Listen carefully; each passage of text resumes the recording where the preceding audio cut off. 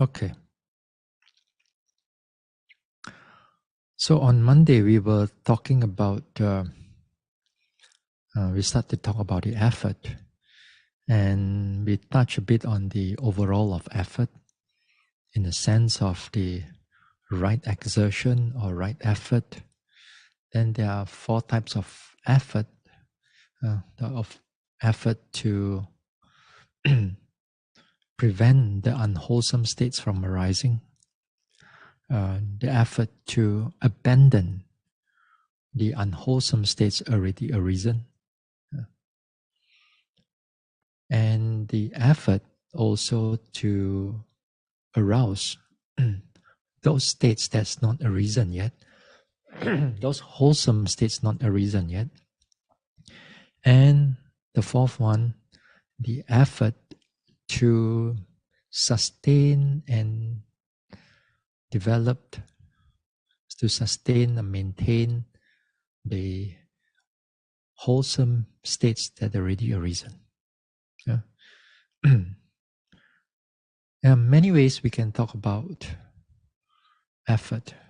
In so many ways, we can touch it on dana, you can touch on sila, you can touch it on everything. Because every wholesome act, wholesome speech and wholesome thoughts, they are all comes with effort. So there's a lot we can talk. But we're going to confine the effort here towards the meditation part. Now, when we discuss about this faculty of effort, then again, this is not a beginner's effort, not a beginner's meditation.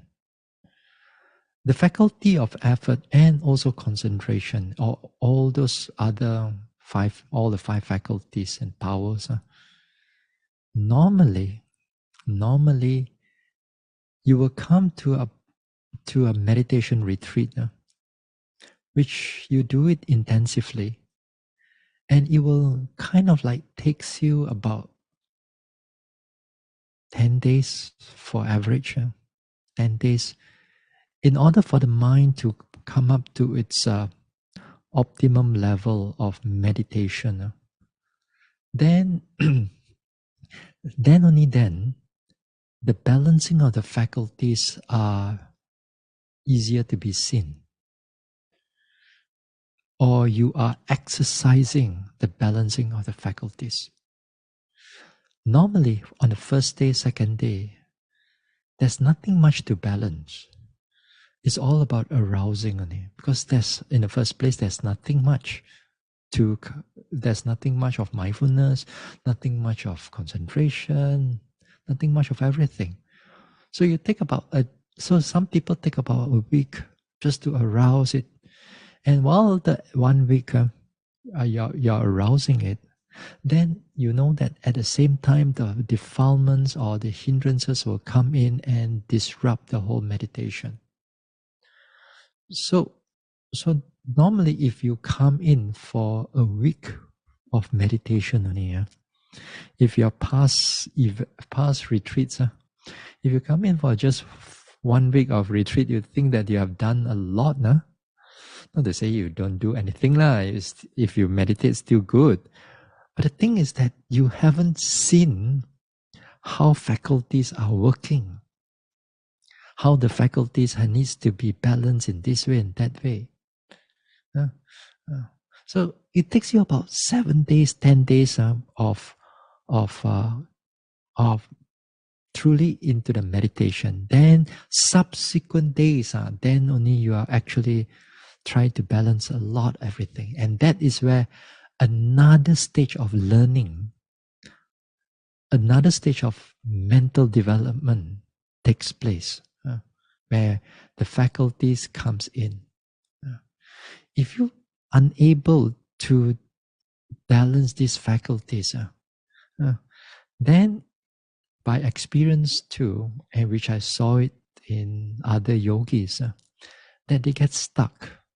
They get stuck. Not only they get stuck, they give up on meditation completely. Give up. because when the mind goes into a lot of this imbalance of the faculties, then they do not know how to deal with those things. They give up. Because there are other things that's coming in that makes the whole meditation very discouraging. So hopefully y'all don't, not hopefully, y'all will come into that stage. All of us will come into that stage. It's a matter of whether you know how to manage them through and keep rolling the mental development. So one of the things is this, one of the things that yogis fall out from vipassana, one of the things is the imbalance of these faculties. There are other things also that yogis fall out from vipassana, like pain, like the hindrances, anything that is unpleasant and so on, unsatisfied, because you are seeing a lot of things unsatisfactory. Those things, for the yogis will eventually they will give up. So only like all these things, it will filter. Then only a few of the yogis will pass through. So that few, hopefully it's you. Hopefully in future, it's all of you that you can able to go through. And here we need to know the way that how to come into the balance and so on and so forth. All right. Now let us look into we share the screen. Now in the last week, on Monday, you can see, all right.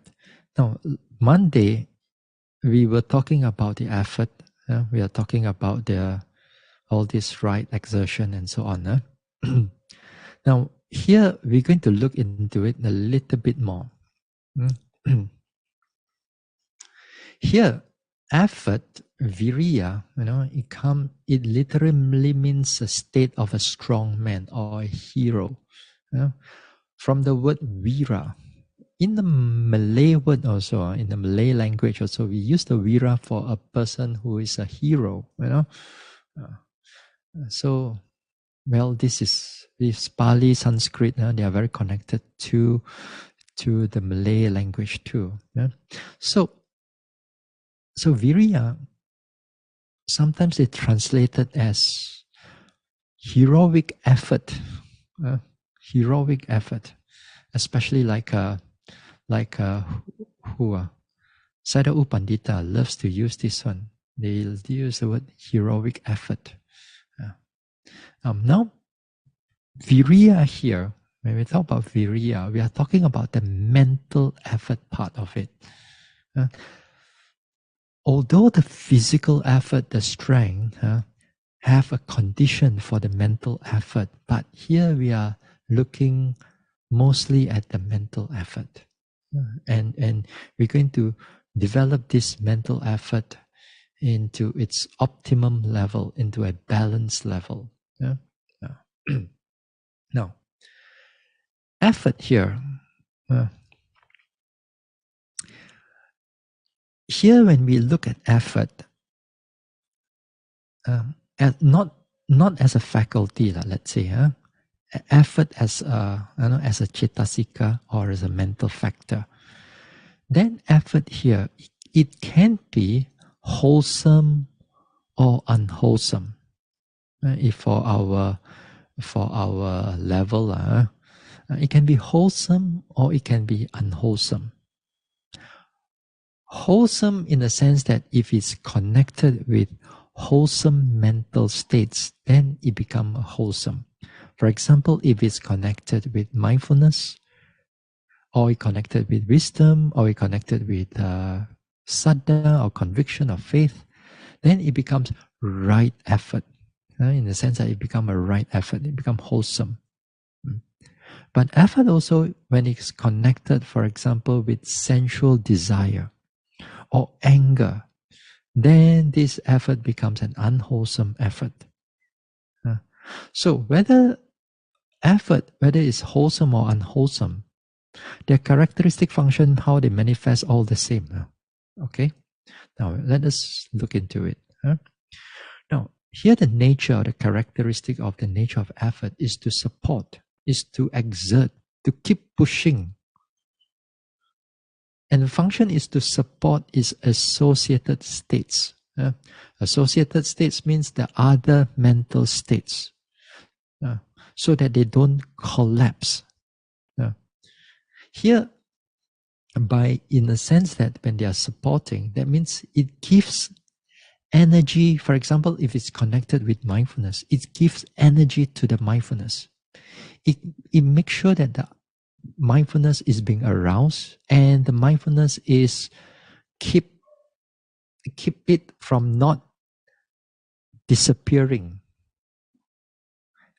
To keep that mindfulness, to sustain the mindfulness as long as it can. So the nature of mindfulness is supporting, to exert. So support is associated states. Not only like mindfulness, it supports, as I said, if your mind is still noting of what is going on, then it's keep on associating, you keep on supporting, exerting that wisdom. So it gives energy to the wisdom, so that the wisdom can do its function, so that mindfulness can do its function. So all the associated states, mental states, can do their function, so that they don't collapse.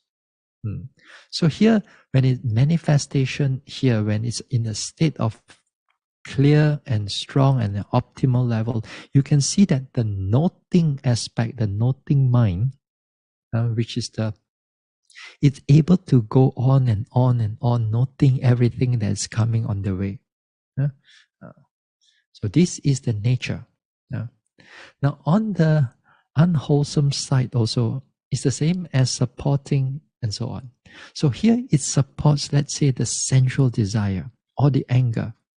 And it supports that anger and makes that person to be angry for a long period of time.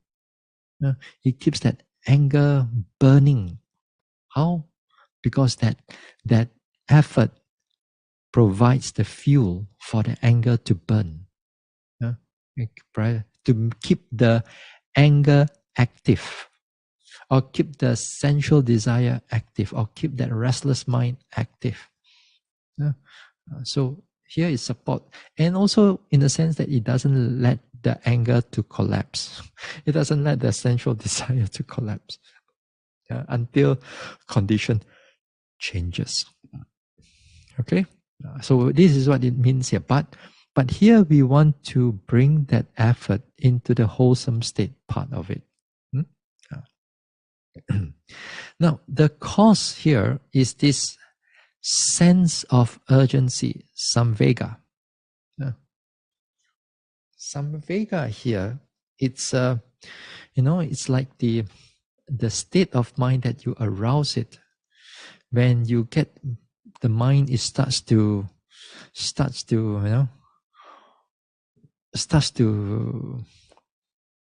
shake already, in the sense that the energy is coming in already, and then you want to start to do something. Here, in the sense of urgency, is connected to something wholesome. For example, like the sense of urgency, usually we connect it with the recollection on death, the mindfulness of death, maranasati, a recollection on death or mindfulness on death. Here, for example, when we do the mindfulness of death, and if you are sometimes lazy, don't want to meditate and so on, then you recollect, I'm not sure how long I'm going to live. Maybe tomorrow all the COVID coming in. Who knows?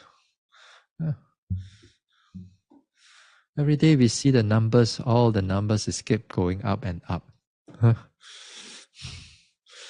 Sometimes it makes a lot of fear to a lot of people. Every day, nowadays, as I said, I don't really go and watch the numbers, but I know somehow or another the numbers go up, that because people are sending out all the messages which is connected to a lot of fear.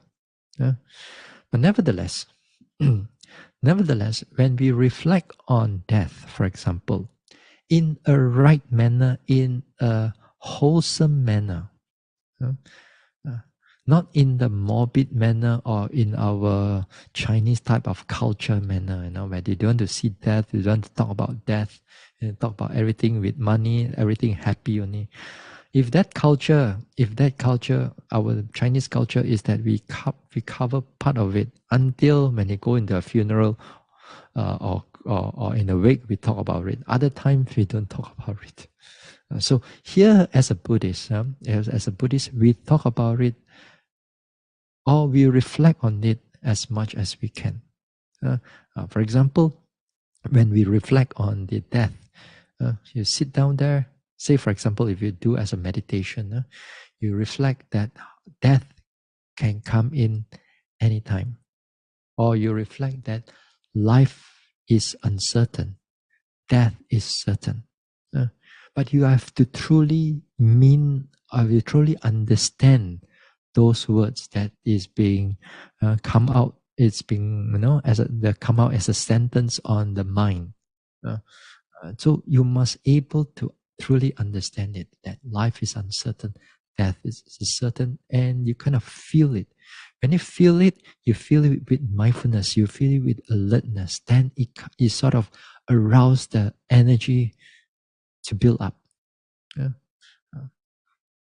Sometimes like this sense of urgency, once in a while I do it in the morning when there's a retreat on, because in the morning time my mind is not able to stir up anything at all, very dull, and you sit down there, rising, falling also not so clear, a little bit here and there, but it's nothing much. And then after that, change to reflection on death, and then reflection on death. Then life is uncertain, death is certain. I do not know when death will come, but death will surely come. How it will come, where it will come, when it will come, I do not know. But I know it will come. So when we reflect on it in such a way, then the mind gets stirs up. The mind gets stirs up. The energy comes in. The energy comes in. That is what we call a sense. The sense of urgency comes in. Sense of urgency can also come in, like for example, you reflect on old age too. You reflect on old age, or you reflect on sickness. Also, it's possible. Or we reflect on karma too. For example, reflect on right now. Since I'm not sick, since I'm not dying or dead, since I'm still able to have energy, able to produce mental energy, produce physical energy, then here when I reflect on those things, since I have all these things, and my unwholesome karma is not ripening in a certain sense, so I do not know when the unwholesome karma is going to come. But right now, I'm still enjoying a wholesome karma. Yeah. So if you reflect on that, you're still having a wholesome karma because you still have your health, you still have your body, the mind is still alert. Then, I must quickly go and meditate until enlightenment. Before all my unwholesome karma catch up on me. Well, if it catch up on me, I do not know what it will come. It will cut my life short, or it will make me sick, or it makes me may have a lot of other duties and responsibility I have to take up. Then therefore I cannot able to have time to meditate. And that is also possible to arouse the samvega. So the urgency, the sense of urgency, which is good. The grounds for arousing energy, that anything that stirs one into vigorous action, Now, this one can be unwholesome. Okay, this one can be unwholesome. It can be wholesome, it can be unwholesome too. Okay, it can be wholesome or it can be unwholesome, but it's usually sense of urgency. We use it for the wholesome part. Yeah. For the unwholesome, ground for arousing energy, anything that stirs one into vigorous action. Simple. How does your anger arises? You look at that fella you don't like. Ground for arising, grounds for arising your wrong mental effort. Then the anger arises.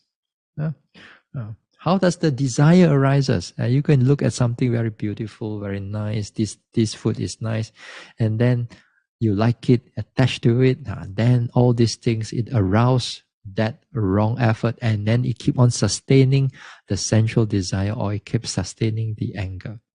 Grounds for arousing energy. Now,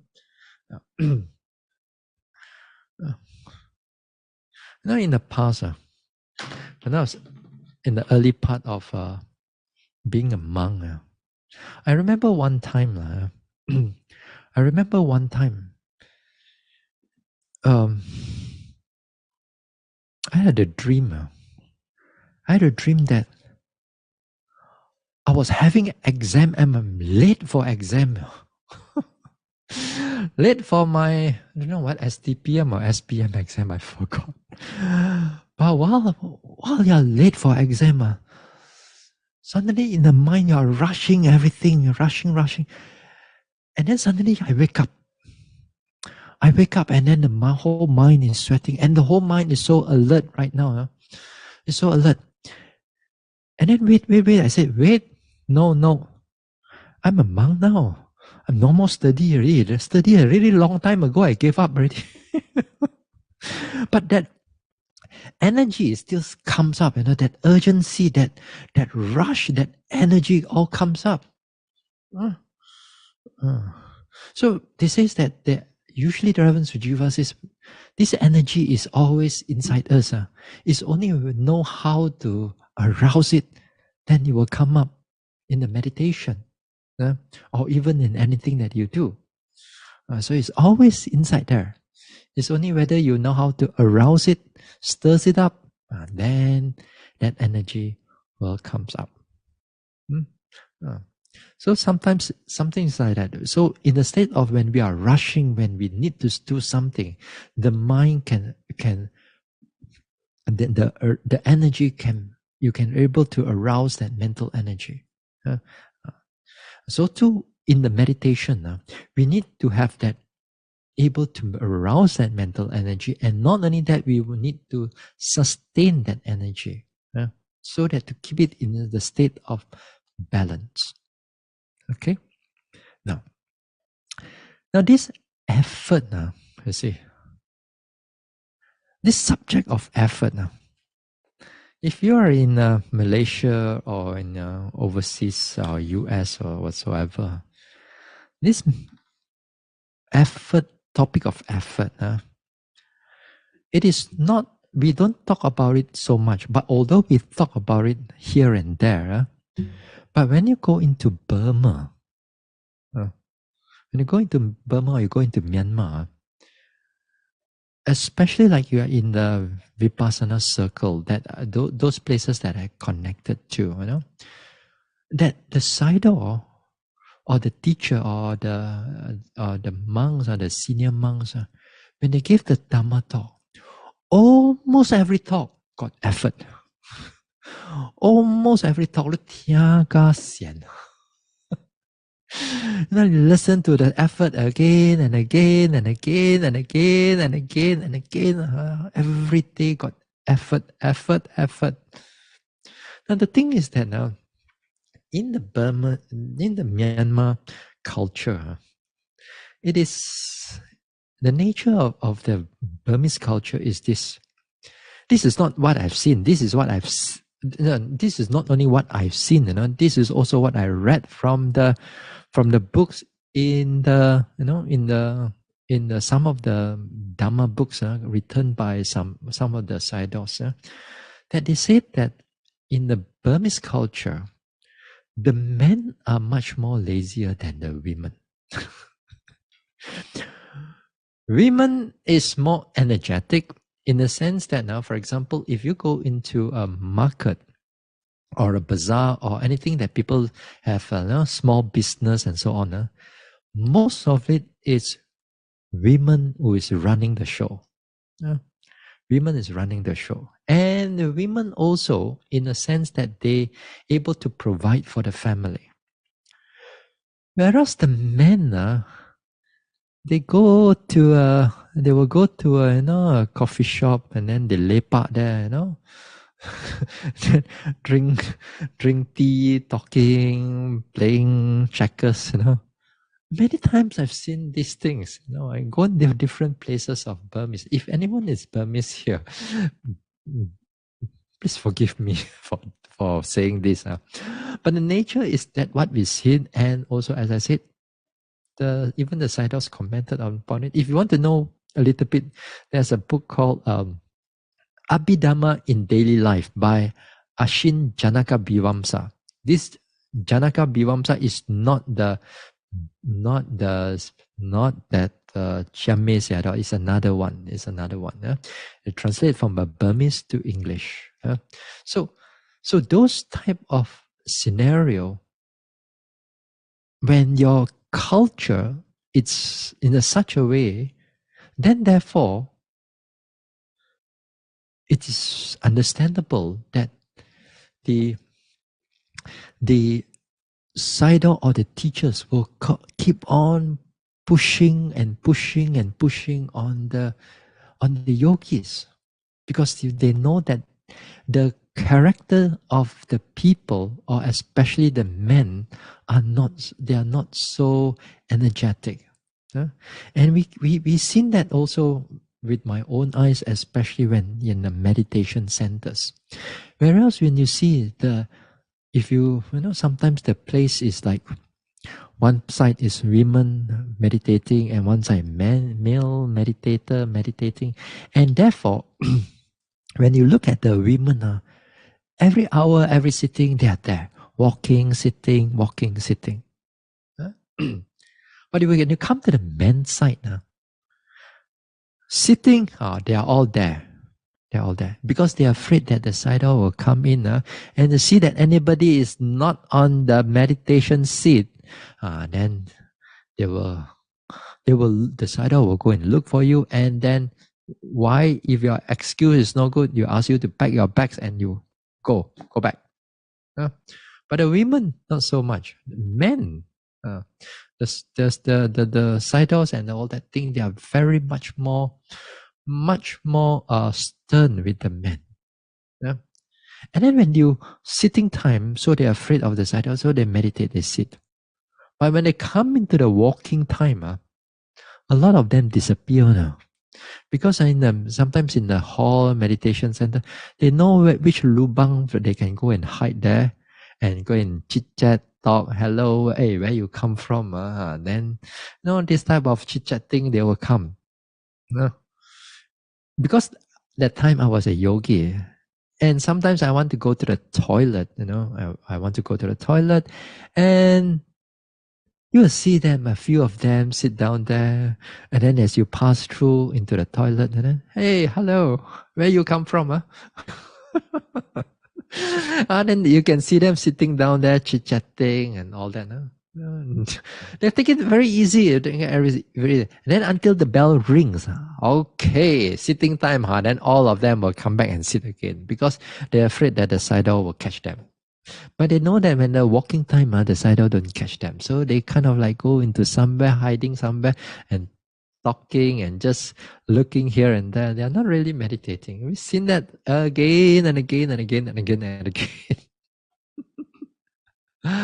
Everywhere we go, we see, especially in the men's area, but not so much in the female area. Yeah?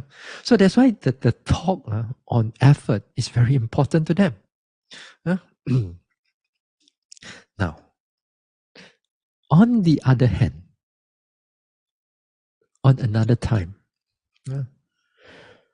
when there's an international retreat going on, international retreat means that there are yogis from all over the world. They come in for that particular 1 month or 2 months or 3 months for retreat. And during in the international retreat too, then also of course there are Burmese are there and so on. Okay. Now, mostly it's international yogis. Now here again, now because the Sayadaws are very keen on giving the effort, so the Sayadaw will, out of maybe the habit, they also give the effort talks on effort to a lot of these international yogis. But international yogis, they're not so lazy-minded one. They're very like, you come all the way into Burma just to be lazy, man. No, you paid for so much already. You want to gain something from your meditation, right? So you're not going to be lazy. You more or less you want to meditate and so on. And not only that, and people from other places, their character itself, they are quite energetic. They are goal-getter. They are they have a very they have a very clear purpose in their life. They want to achieve that purpose, achieve that whatever goals that they set in their life. And so too, when they come into meditation, also the same thing. They already set their goal. Okay, I'm going to meditate. I'm going to meditate hard and so on. So their mind is not so. Their energy is there. But then, because of that, Sayadaws keep on giving them effort. Of course, when the Sayadaw give Dhamma talk, and then here also you get stirred up. Wow, effort. And therefore, after they meditate for about 2 weeks, these international yogis, and they get so much headache. Here headache, there headache, collapse, puncture, Why? Because they overdo. Now the Sayadaw give effort, my effort low, go chai pia lo, pia, do until 2 weeks later, 3 weeks later, a lot of them collapse. They thought that it's just like keep on pushing. Whereas for the Burmese, especially the men, they need to keep on pushing. So different culture have a different way of, the nature of the effort or concentration is very different. So we need to see who are they, who are the audience. Usually for Chinese, like most of you over here, we don't need to talk effort that much because that is inborn in you. For most of us, inborn in us. So the thing is that, you see, one part is that a group of people, they don't have enough effort, so they need a lot to stir up their effort. The other one, all they need to do is stir up the effort a little bit. After that, they reach to able to develop further. But if they overdo, then it's going to hit back to them, and then they kind of like burn out or puncture in somewhere in their meditation. So, but then when I was there in Burma, I read a lot of balancing of the faculties. I already know what is going on.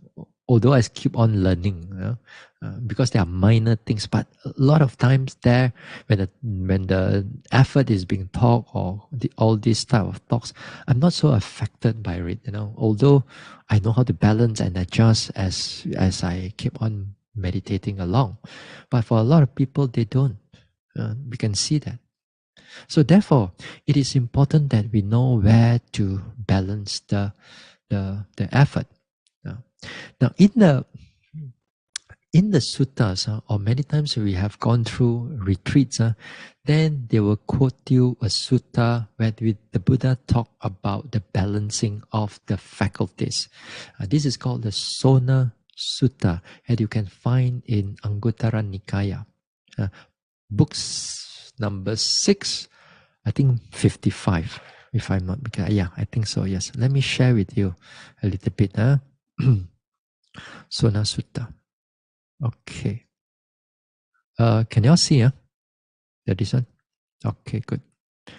Now here, it's called the Sona Sutta. All right. Wait. Okay. Now, I'm not going to read everything. I'm just read a part of it. Do the part of the balancing of the faculty will do. Thus have I heard, on one occasion the Blessed One was dwelling at Rajagaha on Mount Vulture's Peak. Now on that occasion, the Venerable Sona was dwelling at Rajagaha in the cool grove. Then while the Venerable Sona was alone in seclusion, the following course of thought arose in his mind. I am one of the Blessed One's most energetic disciples. Yet my mind has not been liberated from the taints by non-clinging. Now there is wealth in my family, and it is possible for me to enjoy my wealth and do meritorious deeds. Let me then give up the training and return to the lower life so that I can enjoy my wealth and do meritorious deeds. Then having known with his own mind the cause of thought in the Venerable Sona's mind, just as a strong man might extend his drawn-in arm or draw in his extended arm, the Blessed One disappeared on Mount Vulture's Peak and appeared in the cool grove in the presence of Venerable Sona. The Blessed One sat down on the seat prepared for him. The Venerable Sona paid homage to the Blessed One and sat down to one side. The Blessed One then said to him, Sona, when you were alone in seclusion, didn't the following cause of the thought arise in your mind? I'm one of Blessed One's most energetic disciple, yet my mind has not been liberated from the taints by non-clinging. Now, there is wealth in my family, it is possible for me to enjoy my wealth and do meritorious deeds. Let me then give up the training and return to the lower life so that I can enjoy my wealth and do meritorious deeds. Yes, Bhante. Tell me, Sona, in the past when you lived at home, weren't you skilled at the lute? Yes, Bhante. What do you think, Sona? When the strings were too tight, was your lute well tuned and easy to play? No, Bhante. When its strings were too loose, was your lute well tuned and easy to play? No, Bhante. But Sona, when its strings were neither too tight nor too loose, but adjusted to a balanced pitch, was your lute well tuned and easy to play? Yes, Bhante. So too, Sona, if energy is aroused too forcefully, this leads to restlessness, and if energy is too lax, this leads to laziness. Therefore, Sona, resolve on the balance of energy, achieve evenness of the spiritual faculties, and take up object there. Okay? All right. Now, the rest of the sutta, we're not going to look into it because after that, Venerable Sona meditated, attained Arahant, and then he gave, expressed his understanding. Anyway, we're not going to go into that because it's quite a lot. Now, here, just to let you all know, this Venerable Sona here, although right now in this sutta, it is not mentioned the background of Venerable Sona. Now, Venerable Sona here, when he was a lay person, he was very delicately brought up. That means very popoy, very, very well looked after. Because the parents are very rich people, and he got a it says that he got a palace for the rainy season, palace for the hot season, palace like for the cold season, just like the Bodhisattva, when he was still as a prince. So Venerable Sona was something like this, so it's well delicately brought up. So delicately brought up that the feet, the soles of his feet is so soft, so soft that people actually came to request to look at his sole. It's so soft.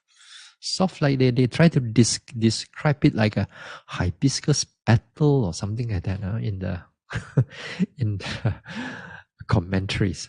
So the thing is that because it's so soft, then when he became um, become a bhikkhu, and now he wants to attain arahantship. So at the beginning part, he's mentioned that he's not able to attain arahantship, although he is a very energetic. And the Buddha says that Venerable Sona is the most energetic of all, And on this occasion, although this sutta is not mentioned here, but in the Vinaya, in the Vinaya, it also mentioned this Venerable Sona, which connected to this sutta.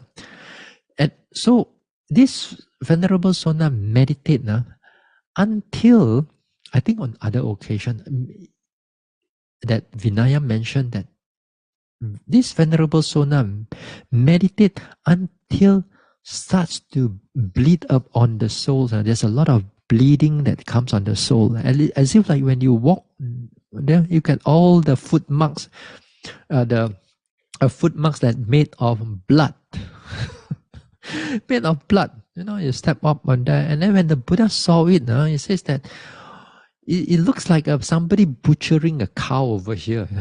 So much blood, and still meditating. Yeah.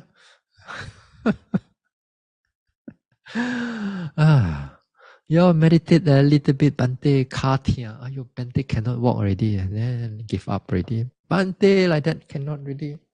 Bante, it's too hot, I cannot walk. Bante, the place is a bit cold, a bit windy, also cannot walk. People will, how much they walk until the blood coming out. Yeah. So anyway, which is interesting, you see. Because this one is a very energetic, although he brought up delicately, but as a bhikkhu, he pushed himself very far with all the energy. But the thing is that the problem is that here is that the Buddha didn't tell you. Yes, it tells you that too much energy, if the energy is around too forcefully, it leads to restlessness. Okay, if it arouses too lax, it leads to laziness. So resolve on the balance of energy. With this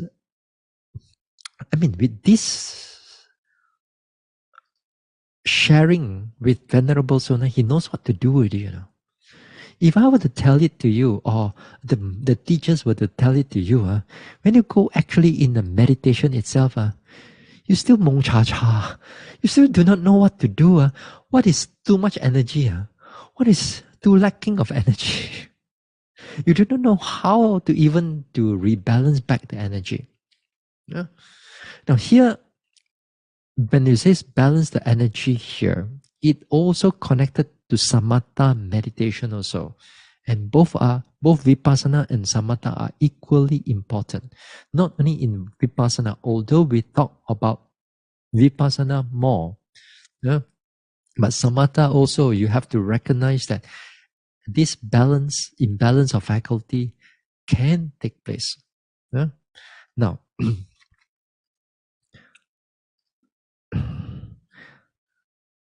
okay. Again here, just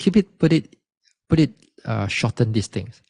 Imbalance of effort. Okay. Too much effort, you go into restlessness. Lack of effort, you go into indolence. That just now what we said. But as a meditator, if you are in a retreat, in a long retreat, not to say much about in the everyday 1 hour sitting, not talking about that, but talking about when you have 7 or 6 or 7 sittings per day, 5 or 6 walkings per day, then we don't want it to go until restlessness. How far we want to reach? We want you to reach, you see my cursor here. We want to reach until somewhere here.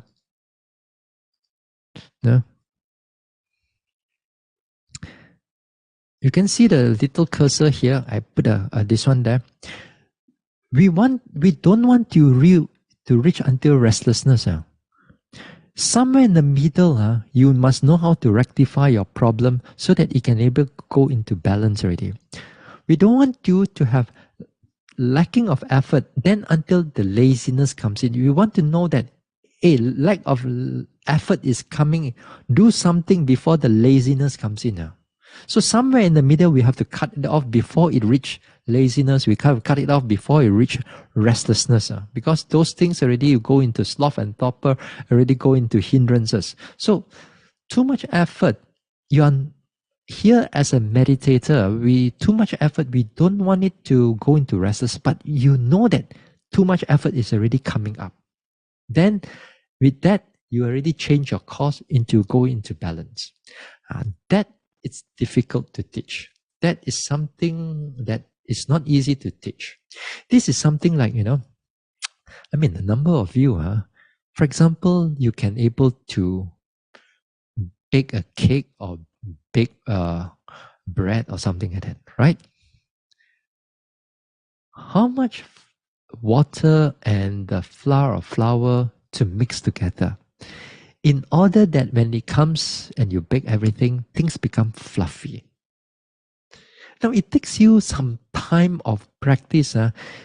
Before you put it into the oven, you must know that how much, you have to press and touch and so on. You think that, okay, this is good enough already. And this only come in by training and training and training until you know that this is the right amount of flour and the right amount of water. If you ask me to do it now, see if all the bread gone, you'll become out as like a brick. Or you come out, you cannot able to rise or whatever. So all this mixture of everything, it comes with again training again and again and again until you get it right. You know a little bit more. You know a little bit more water. You know less water a little bit. And then only it comes up in the right amount. So too is the same thing in the meditation. And in meditation, it's even more delicate than that. Because everything is happening in the mind only. Everything is happening in the mind. Okay, so let us look into it a little bit. What is the nature when it's too much effort? When you meditate, when it's too much effort, then one of the clear signs is that your thinking part starts to come up already. It hasn't gone into restlessness. It hasn't gone into strong restlessness like agitation and all that. But sort of like a little bit of thoughts coming up already. Initially, for example, you watch your rising and falling. You watch. Everything is going well. Then after that, you begin to notice floating thoughts keep on passing through. Thoughts about this, thoughts about that, thoughts about coming in. But it's not affecting your noticing yet. It's not. You can still able to notice, but at the background, you begin to know the thoughts is already starts coming up at that point already.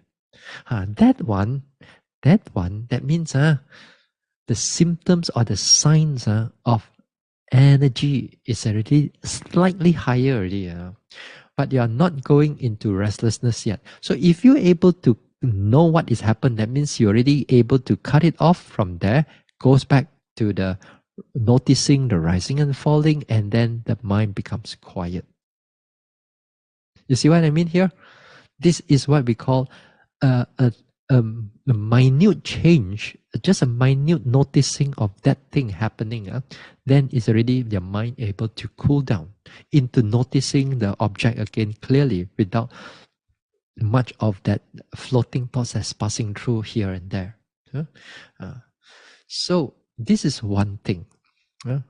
Now, if you already gone into restlessness, if you able to, you were noticing your rising, falling, and so on, or in breath, out breath, and then if you are not careful, your mindfulness is not sharp enough, or you become very attracted to the thoughts that comes up. You're thinking about tomorrow, think about the past, think about something that you have not done.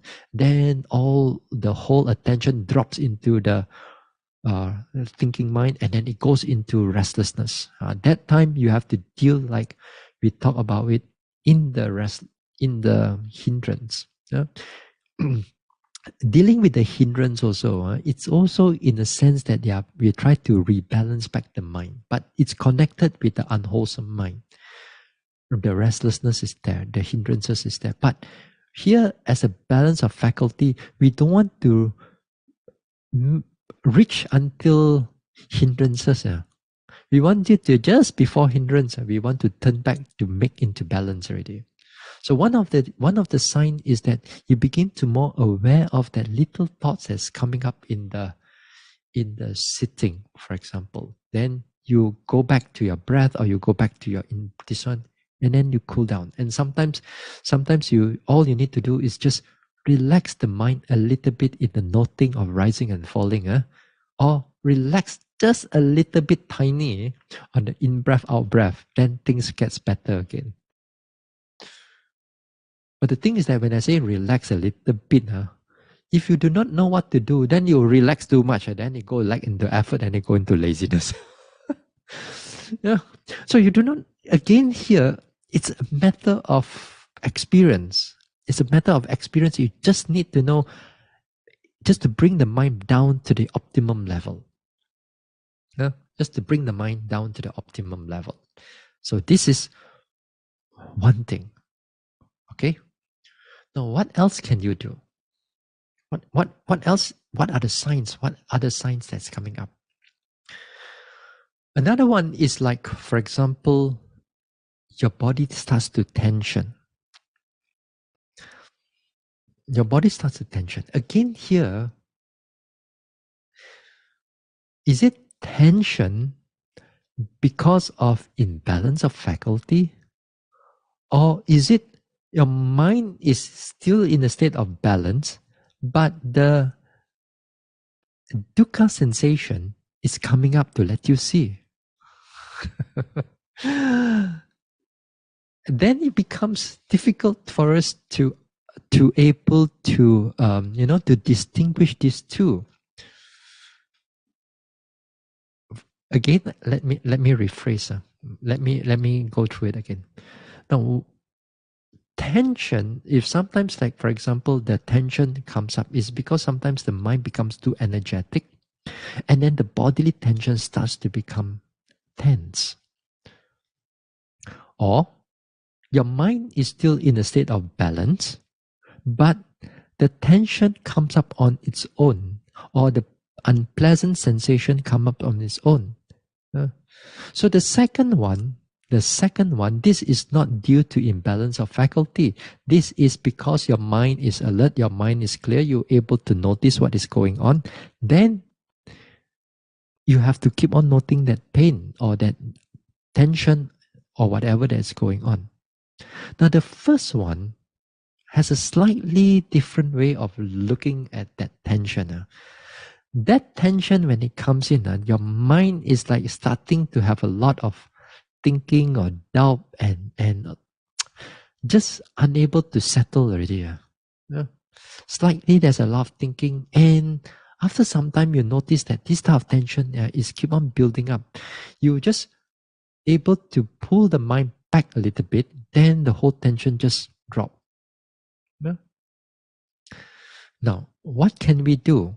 What can we do when the tension of the body arises due to this imbalance of faculty, especially when it's too much effort? Now, before we say about how we can able to overcome it, one of the things that I've seen in yogis, just now earlier on I said, yogis drop off from the meditation or the yogis puncture because they push a lot too much effort now. When you are in the third week or second week or fourth week in the meditation, when you go into a long retreat, some yogis keep on pushing and pushing and pushing. And imagine that your whole day trying to meditate and just a little bit of your energy to go forward, to go too much, then it accumulates up from sitting into walking, into sitting, into walking, into sitting, into walking, until 3 or 4 days later, the whole tension comes up so strongly until like for example, like the neck and shoulders, the body, the headache, you just cannot function. You just cannot meditate. That's where you puncture.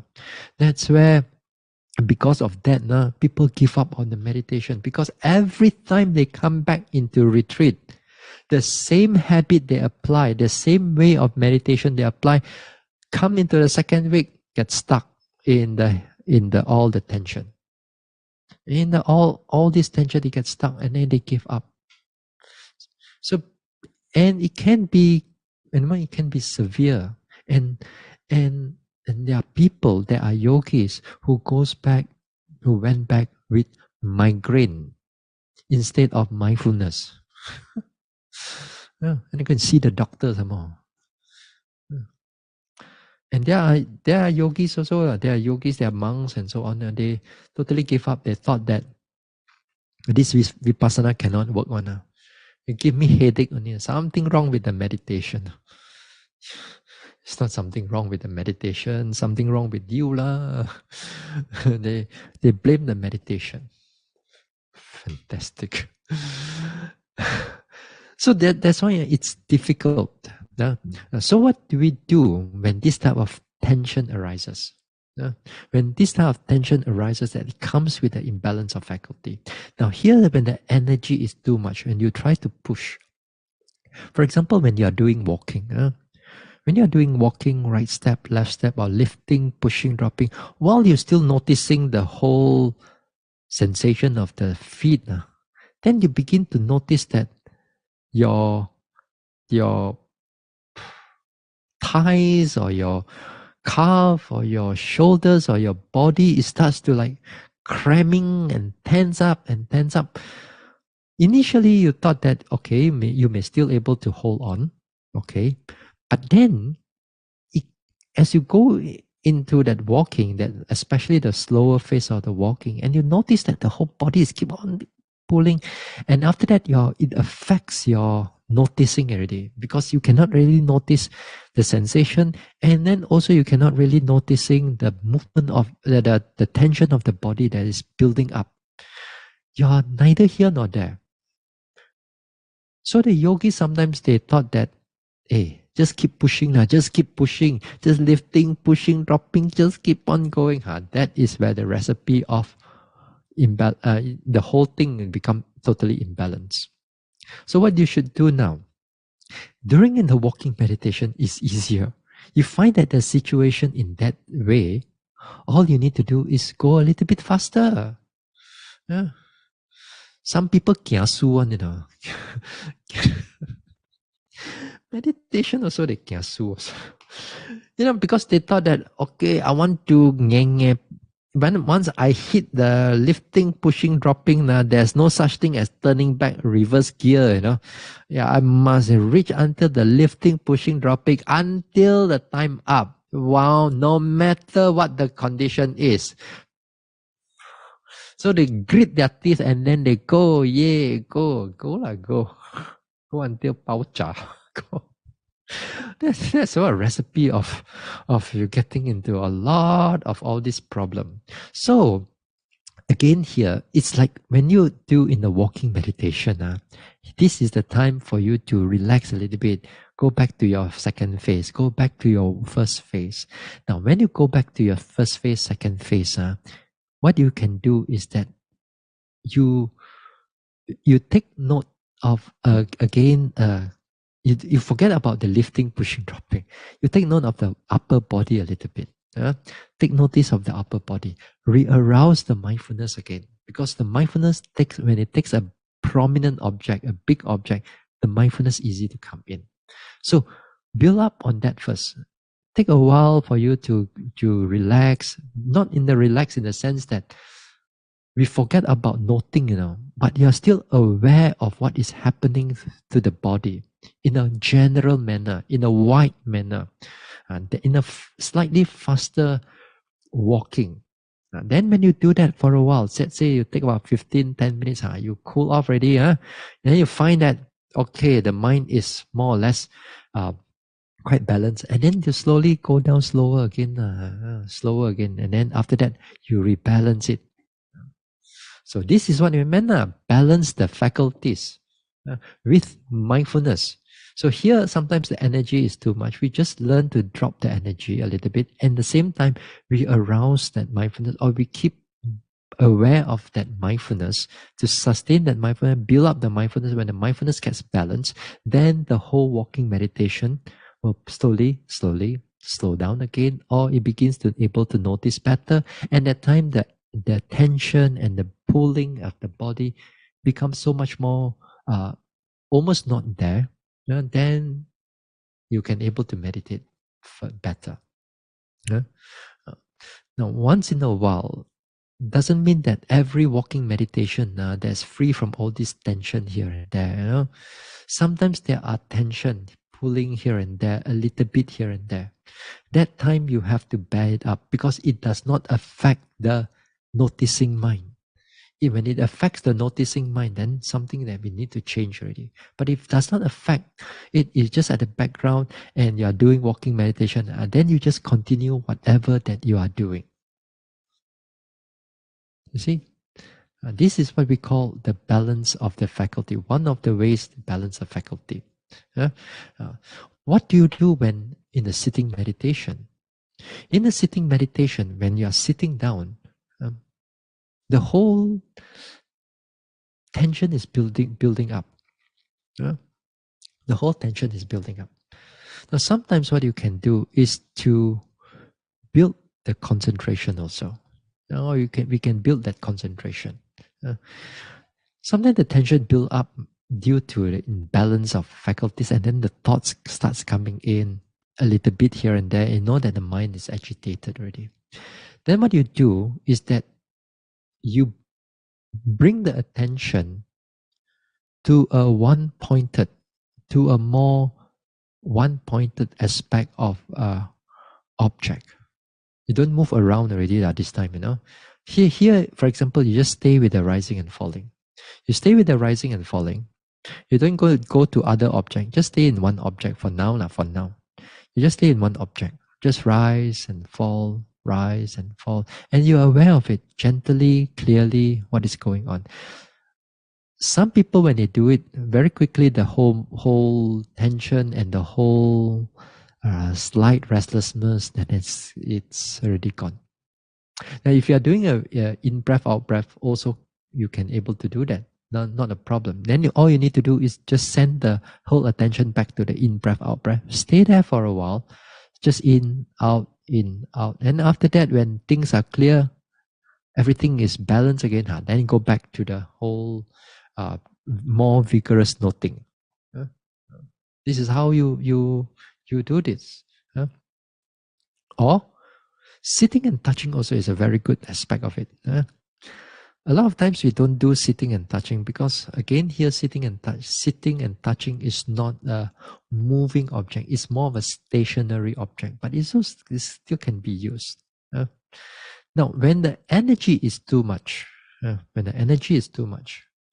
and you know that the mind is a bit restless, tension, you're not able to note things quite well, not so clear anymore. Then if you find that this is a bit too much, then what you do is that you send the attention, you bring the whole attention to one spot where it is clear. For example, if let's say this time the buttock is clear to you, just send the mind into that buttock. While the attention is on the buttock, then this time you label it gently. sitting, sitting, sitting, sitting, sitting. At the same time, you notice the characteristic of the sitting. For example, there may be a bit of tension, a bit of warmness. I just notice it in that sense. Then the mind goes into a bit of thinking, tension, and just slowly, gently bring back to the buttock area, for example, or to the hand area, your hands here. Also possible, but more or less like stay at the one area. When you see the nature of the mind, if you stay in one area and then you keep the mind there, it arouses concentration. It arouses concentration. Concentration only. But you, as I said, you must also able to arouse that mindfulness. Arouse the mindfulness, that means you begin to see into its characteristic. That means hardness or softness that you can notice, or the warmness or coldness if you notice at the hand area. At the same time, you are staying in one place. Okay, that is concentration. You notice this characteristic as it moves here and there, then that is mindfulness. So both together have to come together in order to overcome that slight imbalance of the faculty that's coming up. Yeah? Again here, you got to try it. Although right now I say it, next, if you don't try it, you will definitely forget. Yeah? If you tried it, this one, you can able to do it. Then of course, here you need teacher to help you to sort of like make it more, make it finer, in the sense that make it more, whether you're doing it right or wrong, whether you need to have more understanding of how to doing it, that it really needs a teacher to guide you actually.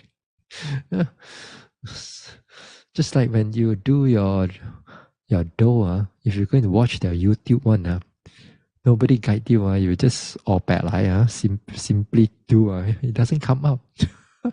So you need a teacher for this part, this area, in order for the mind to readjust itself. So to give you an idea how the finer aspect of faculties we are dealing with it, then we will see, in the next talk also, we will talk about how to adjust, so on and so forth. Okay? All right. I think we'll stop here for now, and then we'll continue a little bit more on the effort. And on Sunday, and on Friday we have a Q&A session. If you are new, then you send your questions to Sister Hunling in the chat here. Or you send the question to Sister Hunling. The phone number is in the chat right now. Okay. All right.